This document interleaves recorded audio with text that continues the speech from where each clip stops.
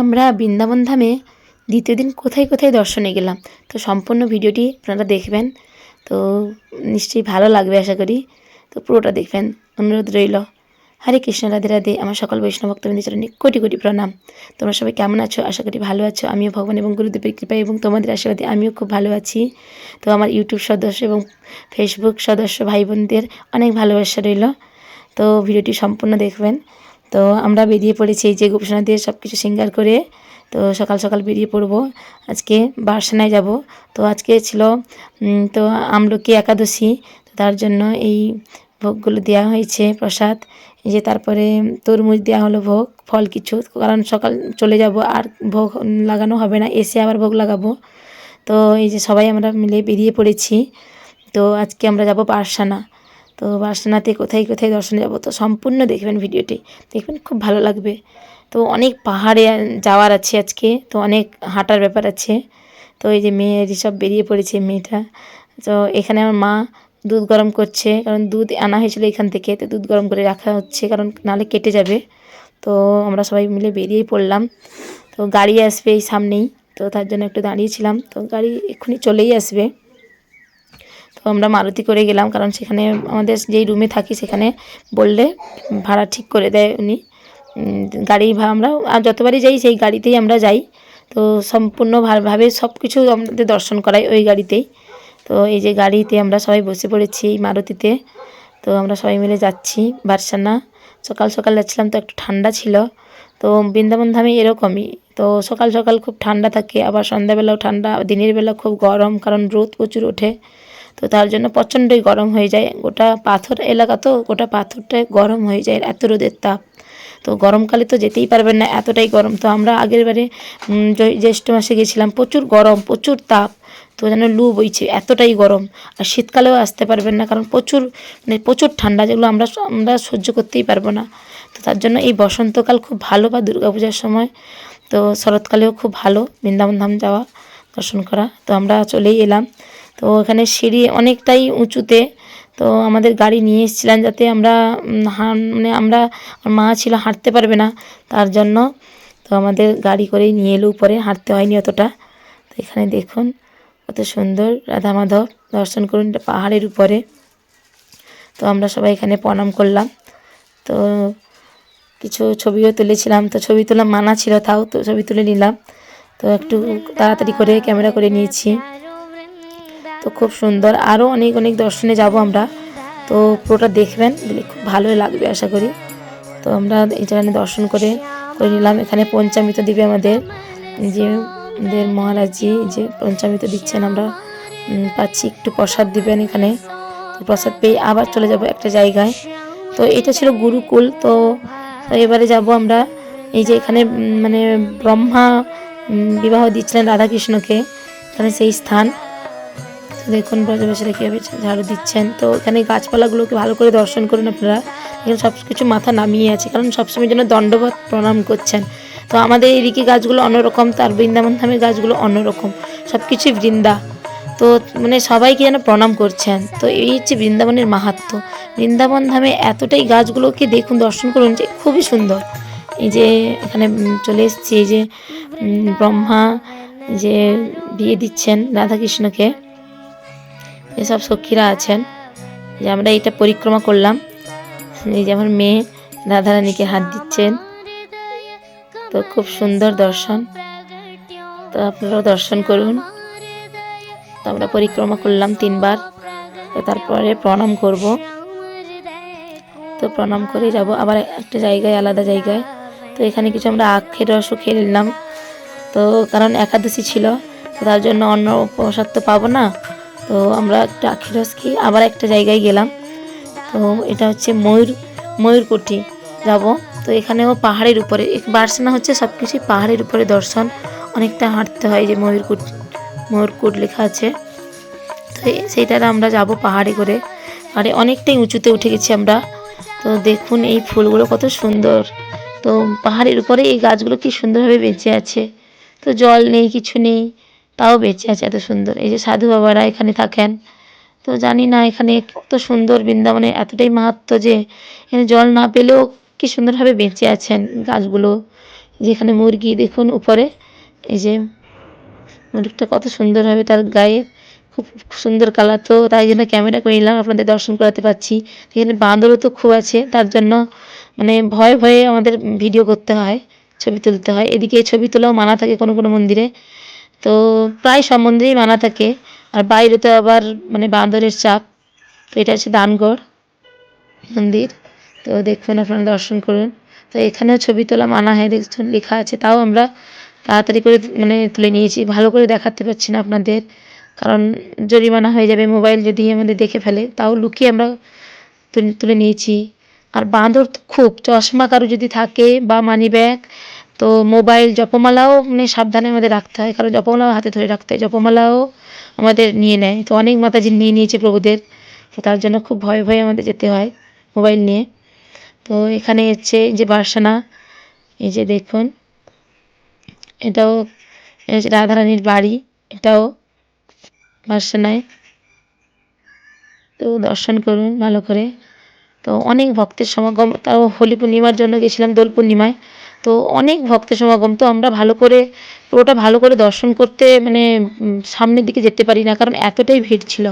তো এখানে তো হোলি খুবই খেলা হয়, তো আমাদের এদিকে অতটা খেলা হয়, তো এইদিকে তার থেকে দ্বিগুণ দ্বিগুণ হোলি খেলা হয়। তো এখানে রাধাকৃষ্ণেরই তো এখানে মানে দোল পূর্ণিমার এখানেই উৎসব, তো এখানে রাধাকৃষ্ণ খুবভাবে হোলি খেলতো, তার জন্য এখানে ব্রজবাসীরাও খুব হোলি খেলে। তো এবারে যাবো আমরা লাডলিতে, তো এতে সব কিছুই সিঁড়িতে, সব কিছু সেই পাহাড়ের উপরে উপরেই যেতে হচ্ছে আমাদের, তো অনেকটাই হাঁটার ব্যাপার আছে। তো তো যারা বয়স্ক, তো তারাও আসতে পারে যদি রাধারানীর কৃপা থাকে, তো অনেকটাই হাঁটা। তো আমি বলবো যে যারা ইয়ং, যারা মানে বয়স কম আছে, এই সময়ে তীর্থ দর্শন করাই মানে ভালো হয়, কারণ ইয়ং বয়সে কী হয়, হাঁটতে পারা যায় ভালো করে, বৃদ্ধ বয়সে অতটা হাঁটতে পারা যাবে না, পা যন্ত্রণা চলে আসবে। তো তার জন্য ইয়ং বয়সে খুব ভালো দর্শন করা বৃন্দাবন ধাম, বিশেষ করে এই যে আমরা লাড্ডিতে পৌঁছেই গেছি। তো লাড্ডিতে খুব হোলি খেলা, তো মানে মানে কী বলবো, মানে এতটাই চাপ যে একটু যদি কেউ পড়েও যায় মানে হচ্ছে চেপে যাবে। আমার একজন মাতাজি আমাদের সঙ্গে গেছিলো, তার মানিব্যাগটা পড়ে গেছিলো কোনো রকম করে ছিঁড়ে, তো তুলতে গিয়েই যেন কী হয়ে গেল। তো এবার দর্শন করুন, তারপরে আমরা হেঁটে হেঁটে চলে এলাম এই যে কীর্তি মন্দির, তো কীর্তি মন্দির চলে এলাম। তো রাধারানীর মায়ের নাম কীর্তিদা, তো সেই নামই কীর্তি মন্দির। তো এখানেও রাধাকৃষ্ণেরই এখানে দেখতে পাবেন, তো রাধাকৃষ্ণই এখানে আছেন। তো দেখুন খুব সুন্দর মন্দির, এত সুন্দর কাজ করা। তো কীর্তিদা মন্দির, এখানেও খুব ভিড়, কারণ গেট লাগানো ছিল, তো এই খুললো, তো তার জন্য অনেকটাই ভিড়, না হলে এমনি সময় ফাঁকা থাকে তাও। তো এখন যেই সময়টা দর্শন করছি, তো অনেকটাই ভিড়। তো তার জন্য আপনাদেরকেও ভালো করে রাধা মাধবের মানে বিগ্রহ দেখাতে পাচ্ছি না ঠিকঠাক করে, তো তার মধ্যেই কিছুটা ক্যামেরা করেছি। এদিকে পুলিশ আছে, তো মোবাইল কারো ছাড়িয়ে নিচ্ছে, বলছে ছবি তোলা নিচ্ছে। এই যে একটু ভালো করে দেখুন রাধাকৃষ্ণ খুব সুন্দর, আরও সখীরা আছে। তো এখানে সাজগুজ করে আসছিল তো রাধারানীকে যখন বিবাহর সময়। তো এটা হচ্ছে সেই মহল, তো কীর্তিদা মন্দির। তো এখানে আমার মেয়েদেরকে দেখুন, তো এখানে এতটাই সুন্দর যে নিচে এতটা পরিষ্কার পরিচ্ছন্ন, এত স্লিপারের মতো, তো আপনারা তো দেখতেই পাচ্ছেন কতটা সুন্দর। তো এখানে তারা আনন্দে তো স্লিপার মতন খেলছে, বলছে আমাকে টান, তুই আমাকে টান, এইভাবে খেলছে ওরা। তো দেখুন আপনারাও, তো খুব সুন্দর। তো আমরা যেই সময়টা গেছিলাম খুব দুপুর হয়ে গেছিলো, 12টা 12:30 বেজে গেছিলো, খুব রোদের তাপও খুব ছিল। তো এই যে, তো দর্শন করুন, তো অনেক ভক্তের সমাগম। তো দোল পূর্ণিমার সময় অনেকটাই ভিড় থাকে, আর কার্তিক মাসেও খুব ভিড় হয়, দামোদর মাসে। তো ওই সময়টা যদি যেতে চান তো খুব ভালো, তো ভিড়ের সময় দেখতে পারেন। আর গরমের সময় তো আবার দেখতেই পারবেন না, এতটাই গরম, কিন্তু দেখা যায় খুব ভালো করে, কিন্তু গরমটা আমাদের লাগে আর কি। কিন্তু এখন এই যে দর্শন করতে পারছি খুব ভিড়ের মাথায়, তো দেখুন এই যে দৃশ্যগুলো এতটাই সুন্দর অপূর্ব, যেন মন ভরে যায়। তো রাধারানীর কৃপা ছাড়া তো যাওয়া অসম্ভব। তো যাই হোক, আমার 3বারই এটা হলো। তো রাধারানীর অশেষ কৃপা, গুরুদেবের অশেষ কৃপা, তো তার জন্য হয়তো আসতে পেরেছি। অনেক মানে বাধা বিপত্তির পরে ট্রেন, আমি তো আগের ভিডিওতে বলেছিলাম ট্রেন আমাদের মানে ওয়েটিং ছিল, টিকিট তো কনফার্ম হয়নি, কোনো রকম 4টা টিকিট কনফার্ম করে কোনো রকম করে 9 জন এসছি আমরা। তো যাওয়ার সময়ও টিকিট কনফার্ম নেই, কী করে যাব সেটা জানি যে না, রাধারানী যেমনভাবে কৃপা করবে তেমনভাবে যাব। তো আমি যেন রাধারানীর কাছে এই প্রার্থনা যেন আমি সবসময় এরকমভাবে যেতে পারি রাধারানীর কাছে, বৃন্দাবন ধামে যেন যেতে পারি আর পরিক্রমা করতে পারি। তো আমার আরও ইচ্ছা আছে যেন আমি 84 ক্রোশ পরিক্রমা করব, জানি না কবে এটা পূরণ হবে। তো এটা 1 মাস লাগে, তার জন্য এখনও পারছি না। তো আপনারাও আশীর্বাদ করুন, প্রার্থনা করুন যেন আমি যেন 84 ক্রোশ পরিক্রমা করতে পারি।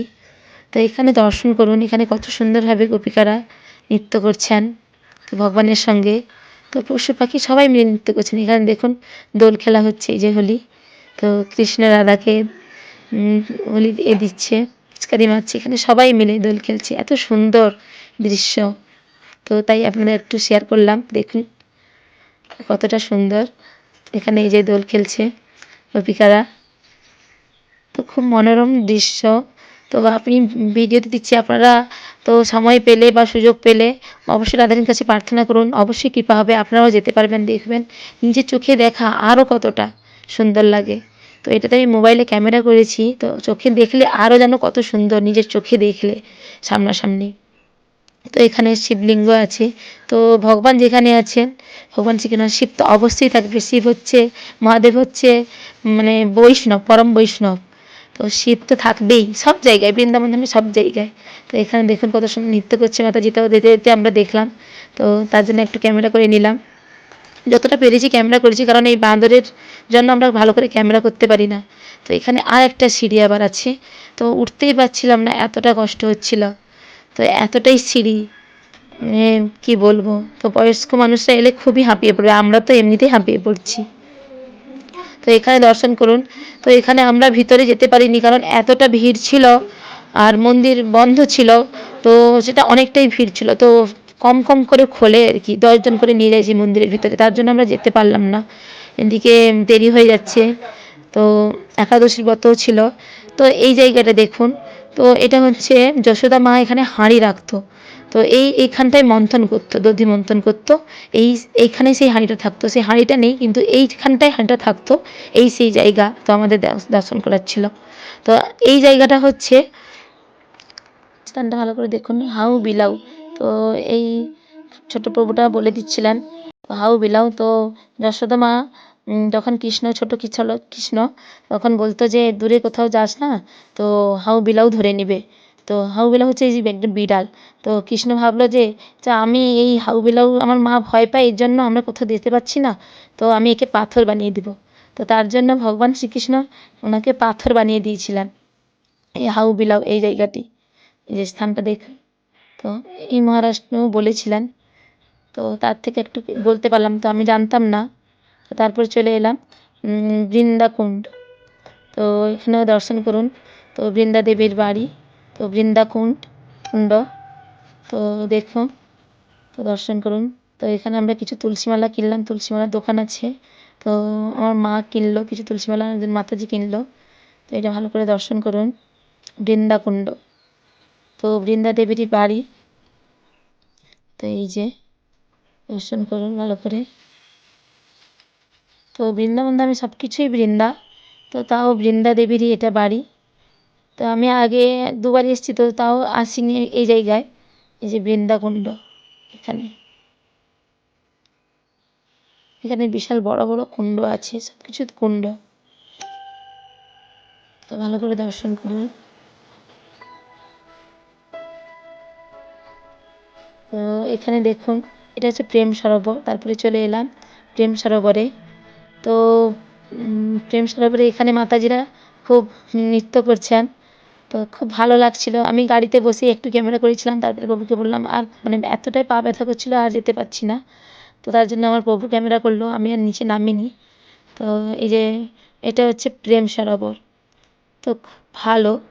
তো ভগবান শ্রীকৃষ্ণেরই, রাধারানীরই সব কিছু লীলা। তো এখানে হচ্ছে প্রেম সরোবর, খুব লীলা আছে। তো তারপরে এই রুমে চলে এলাম। তো আমার যেহেতু একাদশী ছিল, তো সেই দিন এইটুকুই দর্শন ছিল। তো এই যে আমরা প্রসাদ পেয়ে আমরা যাবো আবার পরিক্রমায়, কারণ ভাবলাম একাদশীতে তো একটু পরিক্রমা করলে খুব ভালো, গোবর্ধন পরিক্রমা, তো আর সময়ও হাতে ছিল না। তো একাদশীতে এই প্রসাদ পেয়ে তারপরে বেরিয়ে পড়লাম রাত 12:30 পৌনে 1টার দিকে পরিক্রমায় বেরিয়ে পড়লাম। তো এটা ছিল সেই গোবর্ধন পর্বত। তো এখানে একটু দর্শন করলাম আপনাদের। তো পৌনে 12:30টায় ঠিক বেরিয়েছিলাম রাত্রে, একটু প্রসাদ পেয়ে একটু রেস্ট নিয়ে তারপরে বেরিয়ে পড়লাম। তো জানি না কতটা মানে পরিক্রমা করতে পারবো, তাও ভগবানের ইচ্ছা, ভগবানের রাধারানীর কৃপা ছাড়া আর কী হয়। তো তার জন্য রাধারানীর কৃপাতেই পরিক্রমা করতে বেরিয়ে পড়েছিলাম। তো সবাই বলছিল হয়তো একাদশীতে পারবে না পরিক্রমা করতে। তো আমি বললাম যে না একাদশীতেই পরিক্রমাটা খুব ভালো, তো খুব শুভ।